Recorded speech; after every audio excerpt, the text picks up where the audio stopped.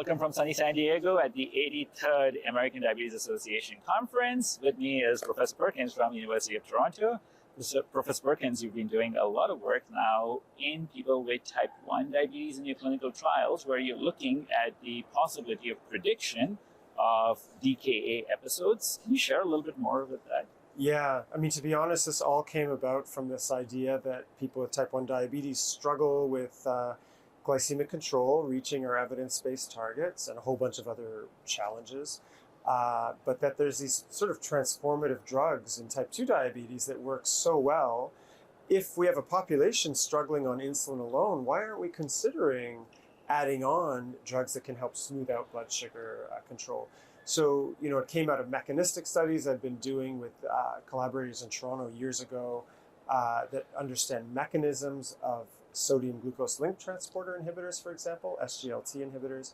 And we moved to international phase 3 clinical trials, and they have really nice metabolic benefit, there's no question, but they increase DKA risk. There's no question about that either. And in fact, that's kept them from being receiving approvals in North America, though they've received approvals in Europe and in Japan. So I kind of realized that diabetic ketoacidosis, DKA, is a risk in that context, but it's also not well handled clinically, even in non-SGLT users. So, I started a pump program years ago at Toronto General.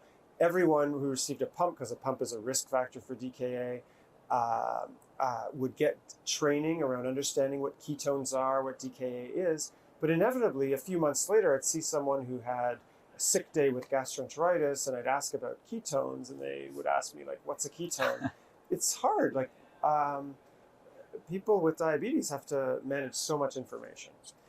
So, in these large-scale phase 3 trials, some of them involve people doing capillary ketone measurements even on well days. We just want to have week by week what's going on with a fasting ketone. But then, of course, if they got an illness, they'd use ketones for sick day management. But I thought, why not look at these the distribution of ketones on well days, and we could understand if there's a attained threshold that tells us that someone in the next months would develop DKA. In other words, I have type 1 diabetes. What if my ketones do this and someone else's do that? Am I more at risk in some setting where I have another illness to go into DKA? So we could study this in the general type 1 population, because this protocol was used in a randomized placebo-controlled trial. So the placebo group never got SGLT inhibitors. They thought maybe they did, but they didn't. And we could see thresholds. And it turns out they predict quite well the risk of DKA. Not perfectly, but pretty well. And then in the SGLT inhibitor users, we thought that they'd have a threshold that's even higher, because they tend to have a bit of an increase in ketones. But it turns out the prognostic threshold also works in that group, but it's almost the same. It was 0.8 millimolar in the non-SGLT users and 0.9 in the SGLT. So we can probably use a common threshold. And so this grant that I'm doing is actually a patient-oriented research project where the final step is going to be co-creating educational tools for people living with diabetes, but co-created with people living with diabetes and us and our team. And so they're going to look at existing protocols. They're going to look at this kind of data where we can, do something like a weekly ketone, use those strips to predict that they might generally be someone at more risk. And then we can have new education or improve basal insulin delivery, for example, to help prevent DKA. But I think the biggest implication of this is that in development now are continuous ketone meters, likely harmonized with continuous glucose meters. So if one is going to be using such a thing, why only get alerted on a sick day?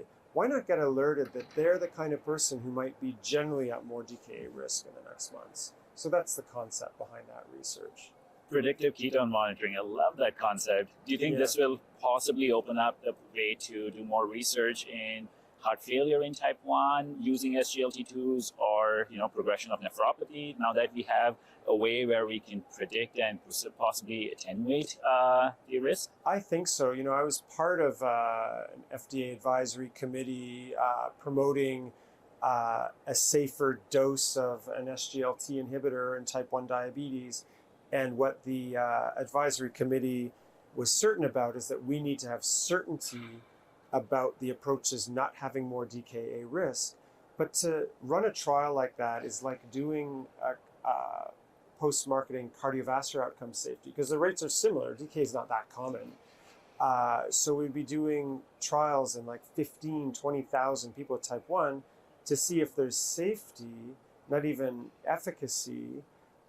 It's just not going to happen. In type 1, that's not possible like in the type 2 world.